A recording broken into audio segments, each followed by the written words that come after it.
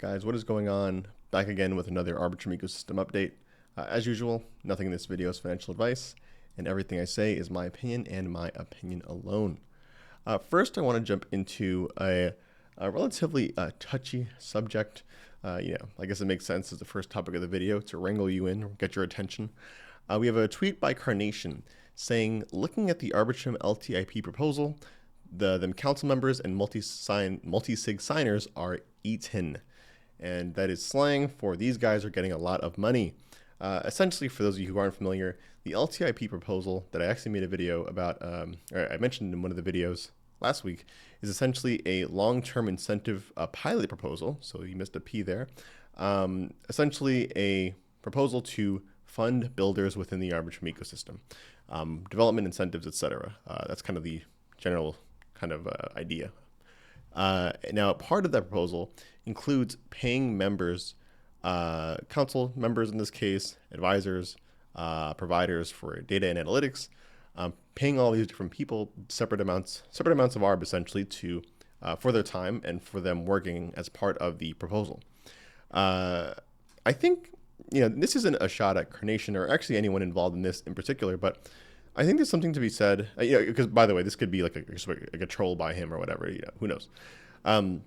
My take on the situation, because I have heard actually people talking about this, is if you're willing to take part in being part of a DAO, contributing to a DAO, doing work essentially for this organization, right, that's decentralized and autonomous, you shouldn't necessarily be looking at the numbers that they're being paid at, the numbers that they're being paid at in comparison to what those same kind of roles would go for in the market.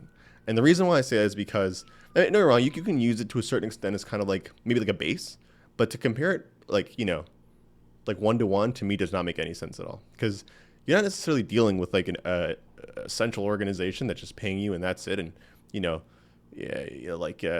whatever your work you do, maybe private, maybe public, it's up to the organization.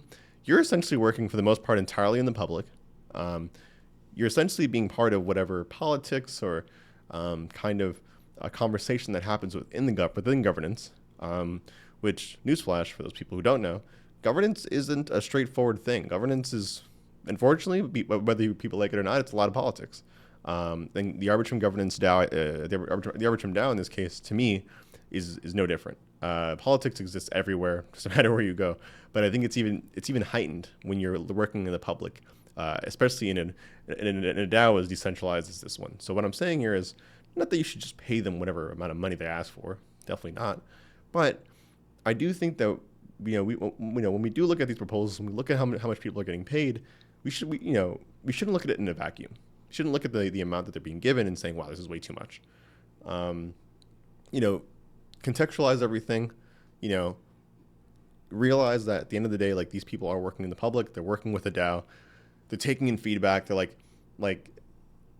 and at the end of the day, for what it's worth, like, to me, if you ask me, just the fact that a DAO, or just the fact that if someone has already done work within a DAO and has proven themselves to be trustworthy within a DAO, I would argue that those person's services, if it's, let's say, equivalent in terms of outcome to another service, those person's services probably warrant more payment, because trust in any capacity is really hard to find, right?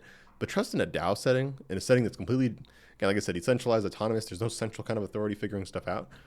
It's really important. So, it's just a comment that I've heard a lot. Working in DAOs, generally speaking, most people will never do, just because of how complicated it is and all the different kind of hoops and whatnot you have to jump through. So that's why I say, I don't know if this is a troll or not. I haven't even really looked at the amount of ARB they're being given. That's the other thing to consider, by the way, that the ARB they're being given right now is not like $1 equals 1 ARB. Price of ARB fluctuates. Last week it was $2.30. Today it's like $1.70. Tomorrow it could be $1 or $5. Who knows? Right. So, it's not risk free, and I think that should be taken into account when you're looking at these prices when you're hiring people. Anyways, all that to be said, shouts to Carnation for the tweet. I think more conversation like this is important, though, whether you're on one side of it or the other. Next tweet, we have one by Shell Protocol. They say Shell token launch, DAO staking, and crab redemption is inbound. countdown to the moment of launch, available in the Shell app. For those of you who don't know, Shell Protocol is essentially kind of like this DeFi Legos app. Like they really kind of contextualize DeFi Legos and allow you to kind of swap, and you can even see it right here, swap and LP anything across any major DeFi protocol in one interface. Kind of like a mall for DeFi. I kind of referred to it as, I think one time. But nonetheless, they've been on Arbitrum for quite some time. Actually, I think about almost 2 years now. Is it almost 2 years? It might even be more than that, to be honest. They've been on Arbitrum for quite a long time, so cool to see them launching a token and kind of going the DAO route, giving power back to the community. This post was from the 19th, but they have today they actually released a token, like literally a couple minutes ago. So if Shell is something you're interested in, then definitely take a look at what they're doing there. I haven't even checked if I've gotten any Shell tokens. I gotta check my wallets.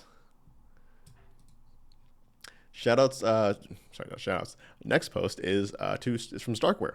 Starkware says L2 Peace is back. We're bringing together the L2 gang again to discuss all the ways to scale, the challenges and milestones ahead for Ethereum and L2s, and why we're all going to make it. Join, learn, scale on.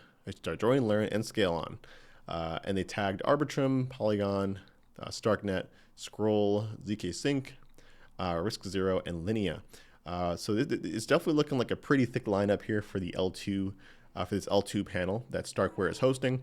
If you're interested in scaling, if you're interested in Ethereum or anything like that at all, especially obviously if you're interested in Arbitrum, definitely make sure to stay tuned and actually tune into this. This is happening in 3 days from now, 3 p.m. UTC. It's actually happening right here on YouTube as well. So that should be awesome. I'm actually really looking forward to this. I think the last one I remember seeing was actually probably around 2 years ago, or 3 years ago even. So a lot has changed since then. But I will say the interesting part about this is that the biggest difference now is that most of these products are live. Most of these ZK products are finally live. I think the last time that they did this, only the optimistic rollups were kind of live, like Arbitrum.